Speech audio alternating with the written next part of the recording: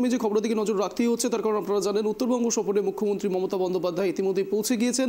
চোপড়া ইসলামপুর পেরিয়ে এবার রায়গঞ্জে প্রবেশ করার পালা। এই বিষয় নিয়ে বিস্তারিত জানবো, একেবারে গ্রাউন্ড জিরো থেকে রয়েছে আমাদের প্রতিনিধি বিক্রম পাল। বিক্রম, ঠিক এই বিষয়ে কি কি জানা যাচ্ছে, কি কি কর্মসূচি রয়েছে আপকামিং, এবং সব থেকে বড় কথা আর কতক্ষণ লাগবে পৌঁছতে, কি জানা যাচ্ছে?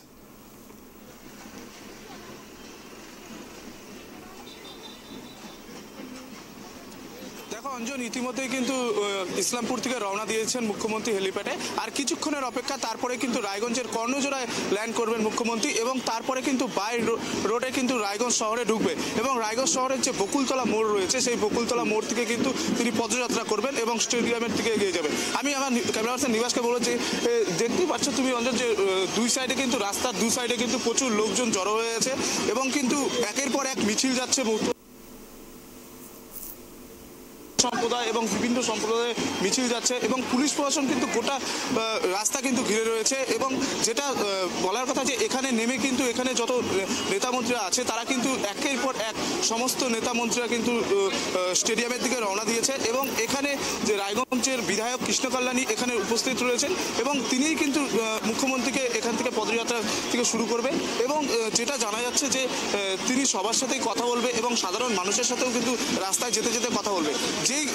যে জিনিসটা আমরা দেখতে পেরেছিলাম যে ইতিমধ্যে বিক্রম, দেখা যাচ্ছে যে একেবারে তুমি যে ছবি দেখাচ্ছ সেখানে বাবুল সুপ্রিয়কেও দেখা যাচ্ছে। বাবুল সুপ্রিয় কি এখানে এসে উপস্থিত হয়েছেন? এবং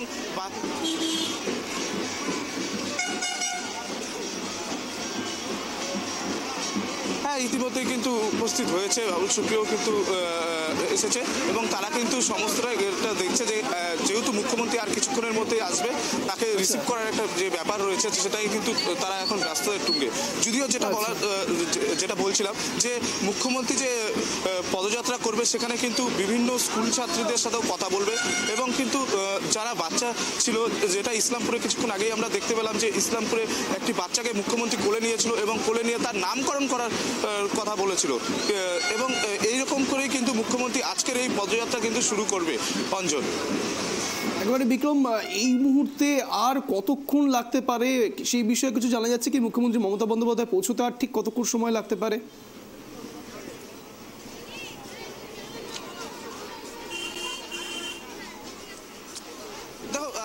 আর বেশি সময় অপেক্ষা নেই, আর বলতে গেলে পরে আর 10 থেকে 15 মিনিটের মধ্যেই কিন্তু কর্ণজোড়ায় ল্যান্ড করবে মুখ্যমন্ত্রী এবং তারপরেই কিন্তু চলে আসবে।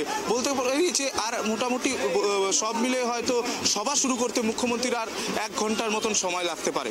অঞ্জন, সব থেকে বড় কথা হচ্ছে আজ প্রশাসনিক সভা রয়েছে রায়গঞ্জে এবং এর আগে যেই জায়গাতে এখন উনি ল্যান্ড করতে চলেছেন সেই 2019 সাল যদি দেখা যায় তাহলে সেটা চলে গেছিল সম্পূর্ণ বিজেপির হাতে। এবার ঠিক প্রশাসনিক বার্তায় কি দেখার সেই দিকেই নজর থাকবে ট্রাই টিভি। ধন্যবাদ তোমাকে বিক্রম, এই বিষয়ে নজর রাখো এবং আমাদেরকে আপডেট দিতে থাকো এবং আমাদেরও নজর থাকবে। একেবারে আর কিছুক্ষণের মধ্যেই যে জানালেন আমাদের প্রতিনিধি, 10 থেকে 15 মিনিটের মধ্যেই কিন্তু মুখ্যমন্ত্রী মমতা বন্দ্যোপাধ্যায় ল্যান্ড করবেন একেবারে কর্ণজোড়াতে রায়গঞ্জে। তার রয়েছে প্রশাসনিক সভা এবং তারপরে চলে যাবেন তিনি দক্ষিণ দিনাজপুরের দিকে। এবং সব থেকে বড় কথা হলো এই 2019 সালে যে লোকসভা নির্বাচন হয়েছিল সেখানে কিন্তু মুখ্যমন্ত্রী মমতা বন্দ্যোপাধ্যায় যে কনস্টিটিউয়েন্সিতে আসবার চেষ্টা করছেন সেখানে কিন্তু সম্পূর্ণভাবে বিজেপির হাতে চলে যায়। এবং সব থেকে বড় কথা হলো এবার কি সেই লোকসভা নির্বাচনের ক্ষেত্রে তৃণমূল সুপ্রিমো মুখ্যমন্ত্রী মমতা বন্দ্যোপাধ্যায় প্রশাসনিক সভা থেকে শুরু করে যা যা কর্মসূচি করবেন তা কি মানুষের মধ্যে ইম্প্যাক্ট ফেলবে? সত্যি কি লোকসভা নির্বাচনে এবারে 2024-এ পাশা বদল হবে, পালা বদল হতে পারে অন্য কিছুর, বা অন্য কোনো তথ্য সামনে আসতে পারে? নজর থাকবে আমাদের।